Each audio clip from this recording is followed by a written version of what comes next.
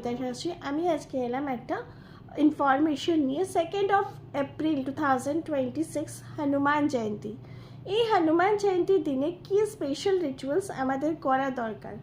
আমরা জানি হনুমানজি মানে হচ্ছে যে আমাদের অনেকটাই শক্তি প্রদান করেন এবং আমাদের স্ট্রং থেকে স্ট্রংগেস্ট বানান।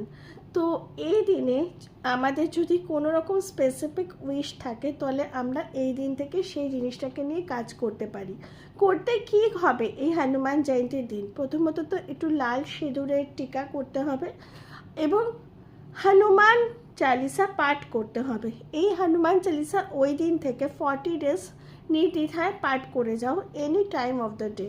এবং 40 ডেজ, এবং যখন তুমি পাঠ করছো প্রতিদিন, ওই দিন থেকে 40 ডেজ তোমরা যে কোনো একটা উইশ ম্যানিফেস্ট করতে থাকো, ঠিক আছে? এবং 40 ডেজ পরে, আমি বলবো না যে উইশটা ম্যানিফেস্ট করার পরে উইশটা হয়ে যাবে, বাট উইশটার অনেকটাই আগে তোমরা পৌঁছে যাবে। তাহলে এই ছিল একটা ছোট্ট টিপস তোমাদের উদ্দেশ্যে। আই হোপ তোমরা অবশ্যই 2nd এপ্রিল করবে এবং ফিডব্যাক জানাবে। আসছি নেক্সট ভিডিও নিয়ে। Till then bye bye and good night.